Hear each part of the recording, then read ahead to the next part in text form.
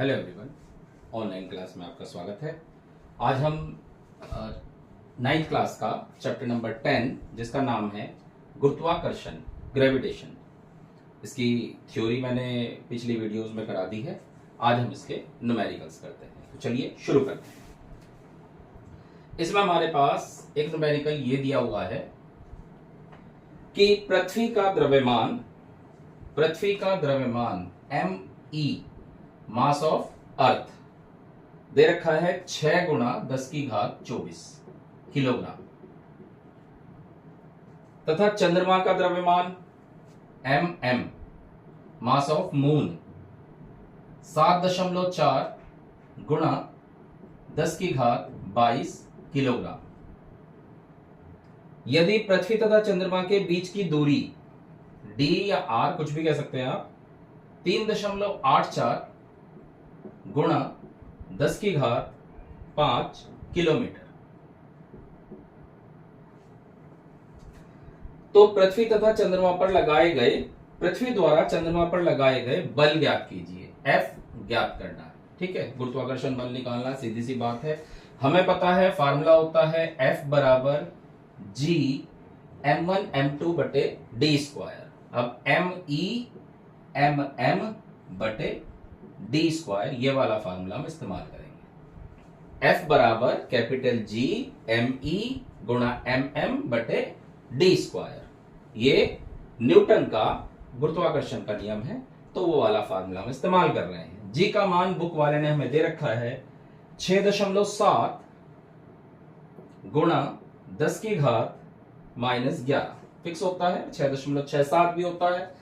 जहां वो 6.67 कहेगा वहां वो रखेंगे, नहीं तो 6.7 रखेंगे, ठीक है। गुणा ME 6 गुणा 10 की घात 24 गुणा MM 7.4 गुणा 10 की घात 22 बटे D स्क्वायर। अब देखो D यहां पे किलोमीटर में है, जबकि होना चाहिए इसे मीटर में। तो उसके लिए क्या करेंगे हम, उसके लिए 3.84 गुणा 10 की घात 5 तो है ही, 1 किलोमीटर में 1000 मीटर होता है, यानी 3.84 गुणा 10 की घात 5 गुणा 10 की घात 3, तो कुल मिलाकर 3.84 गुणा 10 की घात 8 मीटर हो गया। क्योंकि हमें पता है बेस समान हो तो गुणा में घातें जुड़ जाती हैं। तो नीचे इस्तेमाल करेंगे 3.84 गुणा 10 की घात 8 का वर्ग, ठीक है। अब इसकी कैलकुलेशन करते हैं। तो पहले हम 6 की गुणा कर लेते हैं इसमें।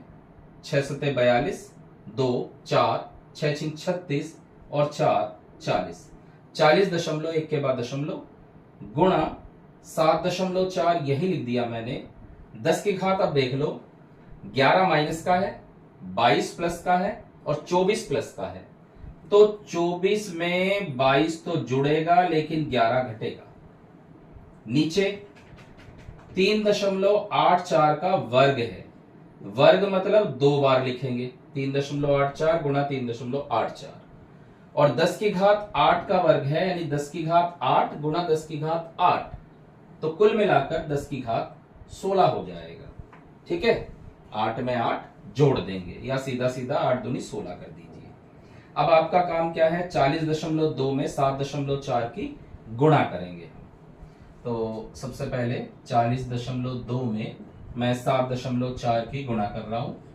4 दूनी 8, 0, 4 चौक 16 गुणा 7 दूनी 14, 7 चौक 28, 8 4 7 9 2 और 2 के बाद दशमलव, तो ये आ जाएगा 297.48 गुणा 10 की घात। अब देखो 22 में से 11 घटा देंगे, 11 आ जाएगा, और 11 में 24 जोड़ेंगे तो 35 हो जाएगा।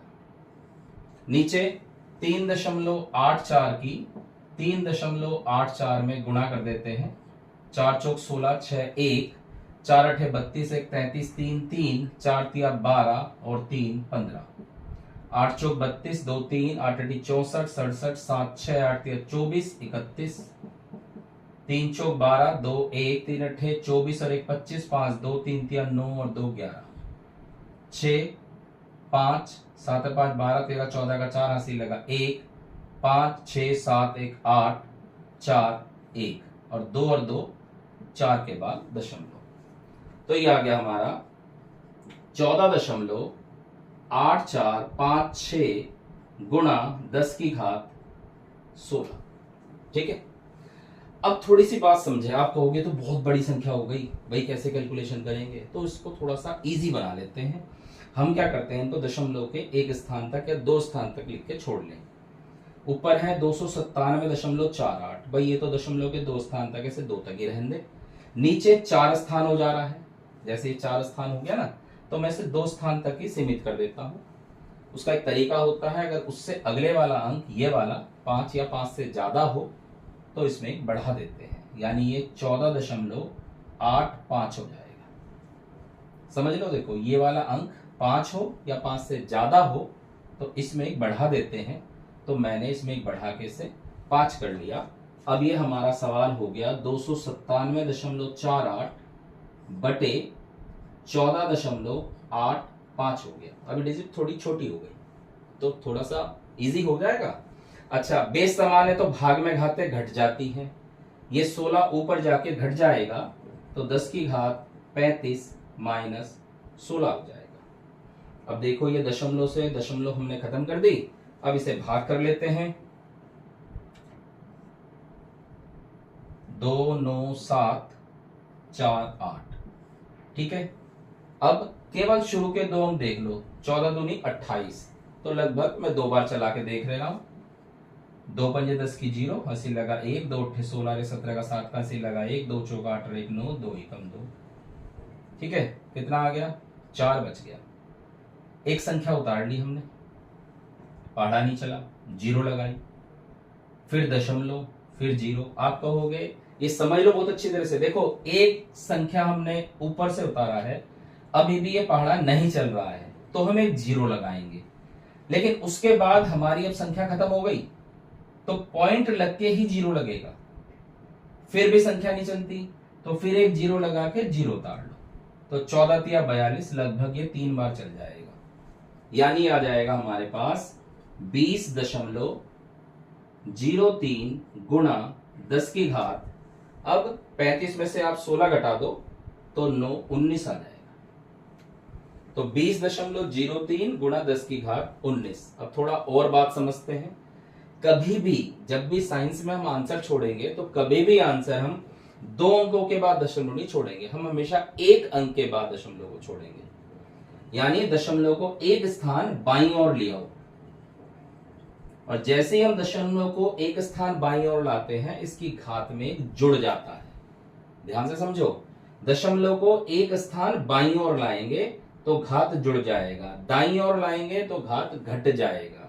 मैं बाईं ओर ला रहा हूं तो 1 जुड़ जाएगा, 19 में जुड़ के ये 20 हो जाएगा। तो आंसर आ गया हमारा 2.003 गुणा 10 की घात 20 और न्यूटन। ये जो हमने अप्रोक्सीमेट में ले लिया ना, ये थोड़ा सा, तो ये बाद की डिजिट में थोड़ा सा फर्क पड़ेगा, लेकिन उस समय कोई मतलब नहीं। हमारा 2.0 बस दशमलव के एक स्थान तक सही आ जाए तो बिल्कुल ठीक है। यानी आप इसे यूं भी लिख सकते हो, 2 गुणा 10 की घात 20 न्यूटन, ऐसे भी लिख सकते हो। क्लियर? तो एक बार समझ लेते हैं दोबारा। हमारे पास पृथ्वी का द्रव्यमान दे रखा था, हमारे पास चंद्रमा का द्रव्यमान दे रखा था, दोनों के बीच की दूरी दी हुई थी, हमसे बल पूछ लिया था, आकर्षण बल। बल का फार्मूला हमें पता है, GMEM बटे R² या D² होता है। वैल्यू रखी, कैलकुलेशन आपके सामने ही है। क्लियर? इसे रख कर देते हैं।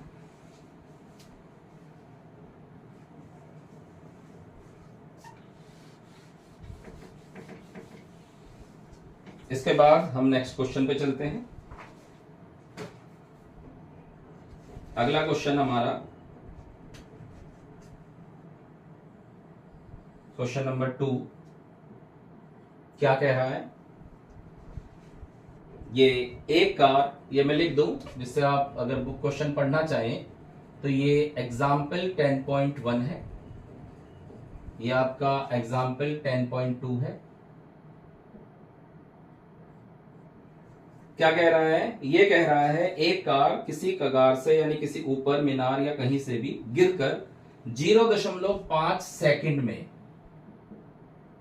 जब भी आप क्वेश्चन करें ना, जो जो वैल्यू दी हुई है उसे लिख लें। इस तरह से पूरा स्टेटमेंट लिखने की जरूरत नहीं है, जो जो मान दिया हुआ है आप लिख लें, तो आपको अपने आप पता लग जाएगा कि फार्मूला कौन सा लगना है। गणना कीजिए कि g का मान 10 दे दिया उसने, आसानी के लिए हमें 10 दे दिया, वैसे 9.8 होता है। ठीक है, पहला पूछ रहा है धरती पर टकराते समय कार की चाल। धरती पर टकराते समय कार की चाल। ठीक है, तो एक बात समझें, कोई वस्तु अगर ऊपर से आप नीचे की ओर गिराओगे तो प्रारंभ में वो रुका रहेगा।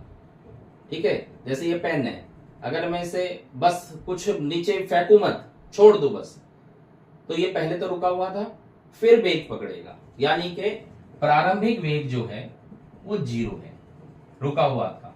अंतिम वेग वो हमसे पूछता है। ठीक है, अब थोड़ा सा बात समझ लेते हैं। जो गति के समीकरण होते हैं, पहला होता है v बराबर u प्लस ए टी, दूसरा होता है s बराबर U T plus half A T square, और तीसरा होता है v स्क्वायर बराबर u स्क्वायर प्लस 2as। ठीक है, ये गति के 3 समीकरण होते हैं। ये कब होता है? जब क्षैतिज अवस्था में गति हो, ऐसे ऐसे गति हो क्षैतिज अवस्था में। लेकिन अगर ऊर्ध्व गति हो, आप नीचे से ऊपर फेंकें या ऊपर से नीचे गिराएं, तो कुछ चेंज हो जाता है। ए की जगह जी आ जाता है और एस की जगह आपका एच आ जाता है। ये ध्यान रखना, तो फार्मूले चेंज हो जाएंगे उस हिसाब से, क्योंकि ये वाला हमारा क्वेश्चन है ऊपर से नीचे गिर रहा है, मुक्त पतन वाले क्वेश्चन है ये। तो इसमें फार्मूला भाई नॉर्मली v निकालना है, यू जी दे रखा है, तो ये वाला फार्मूला लगना चाहिए v is equal to u plus a t. A की जगह g हो जाएगा तो v is equal to u plus g T.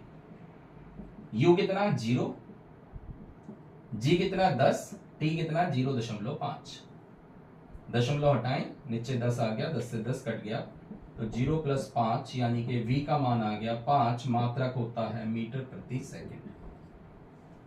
पहला आंसर हमारा ये आ गया। दूसरा क्या पूछा उसने? 0.5 सेकंड के दौरान उसकी औसत चाल, औसत चाल, देखो औसत चाल का फार्मूला होता है प्रारंभिक चाल प्लस अंतिम चाल बटे 2, यानी u प्लस वी बटे 2। u कितना है 0, v कितना है 5 बटे 2, यानी 5 बटे 2 यानी कि 2.5, ढाई हो गया, और मात्रक चाल की वही है मीटर प्रति सेकंड। 2 हो गया आंसर। तीसरे पे आते हैं। तीसरा क्या कह रहा है? तीसरा कह रहा है धरती से कगार कितनी ऊंचाई पर है? h पूछा है, h ज्ञात करना है। तो आप ये वाला फार्मूला भी लगा सकते हैं, ये भी लगा सकते हैं, क्योंकि सारे मान आपको पता है। तो मैं ये वाला लगा रहा हूं, मैंने बताया था जब ऊपर से है तो s की जगह h आ जाएगा, तो फार्मूला हो गया h बराबर U T plus half G T square. u 0 है, t का मान कितना है 0.5 प्लस 1/2 गुणा जी का मान 10 गुणा 0.5 गुणा 0.5। ठीक है, ये तो 0 हो गया, प्लस 1/2 गुणा 10 गुणा 5 पंजे 25, 0.25, 2 से कट गया 5, 25 पंजे 125, 1.25 मीटर आ गया ऊंचाई। क्लियर? तो हमारी जो इसकी तीनों पार्ट के आंसर आ गए, ऊंचाई हो गई 1.25। ये पता ही है, मैं इसे रब कर देता हूं, बस आपको समझाने के लिए लिखा था। अब हम आगे अगले क्वेश्चन को देखते हैं। हमारे पास जो नेक्स्ट क्वेश्चन है 10.3 है हमारा नेक्स्ट क्वेश्चन। क्या कह रहा है?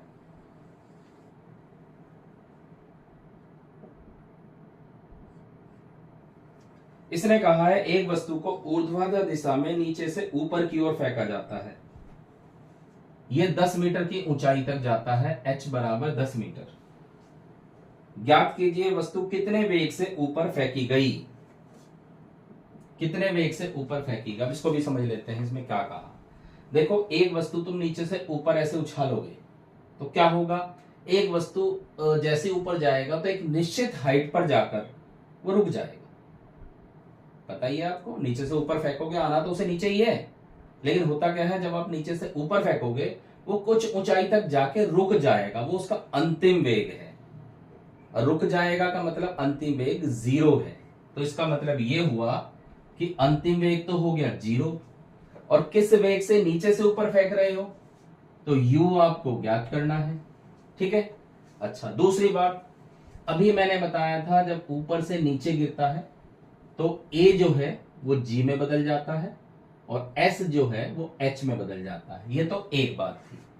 दूसरी बात, जब आप नीचे से ऊपर फेंकोगे तो यहां यही रहेगा, बस थोड़ा और चेंज हो जाएगा, g आपका जो है वो माइनस का हो जाएगा।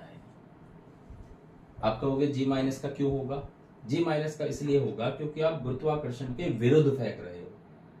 प्रत्येक वस्तु नीचे की ओर खींचता है, g का मान 9.8 मीटर प्रति सेकंड नीचे की ओर खींचेगा वस्तु को, लेकिन आप फेंक रहे हो उसका उल्टा, उल्टा का मतलब माइनस।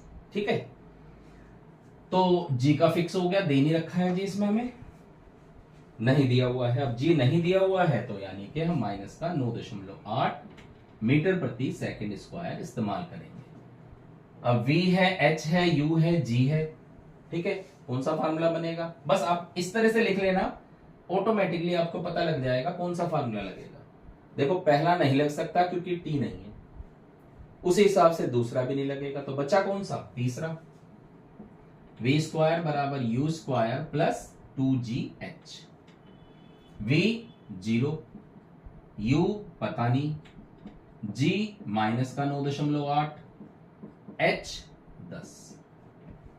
तो करते हैं गुणा, भाई u स्क्वायर को आप इधर ले आओ, माइनस का हो जाएगा, इधर हो गया माइनस, पॉइंट हटाओ, नीचे 10, 10 से 10 कट गया, 2 8 16, 2 9 18 1 19, 196, माइनस से माइनस, u स्क्वायर बराबर 196, यानी u बराबर 196 का वर्गमूल, जो कि हो गया 14 मीटर प्रति सेकंड। एक आंसर तो हमारा ये आ गया, u का मान आ गया। दूसरा क्या पूछा, वस्तु द्वारा उच्चतम बिंदु तक पहुंचने में लिया गया समय, t पूछ लिया। भाई नीचे से ऊपर जा रहा है तो जहां v 0 हो गया वो कितना टाइम में हुआ, तो v वाला फार्मूला लगा दो, v बराबर u plus g T. v 0 है, u हमने भी निकाल लिया 14, g का मान 9.8 गुना t, इसको इधर ले आओ, 9.8 t बराबर 14, यानी कि t बराबर 14 बटे 9.8, दशमलव हटाओ ऊपर 10 आ गया, 7 से काट दो, 7 दूनी 14, 7 से काट दोगे 14 आ जाएगा, 2 सते 14, यानी कि t बराबर 10 बटे 7, 7 एकम 7, बचे कितने 3, 7 चौक 28, 7 3 21, लगभग 1.43 सेकंड।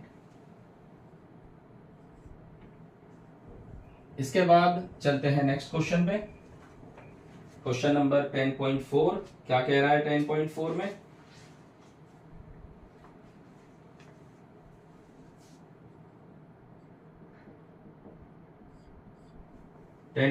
में क्या कहा उसने, उसने कहा एक वस्तु का द्रव्यमान 10 किलोग्राम है,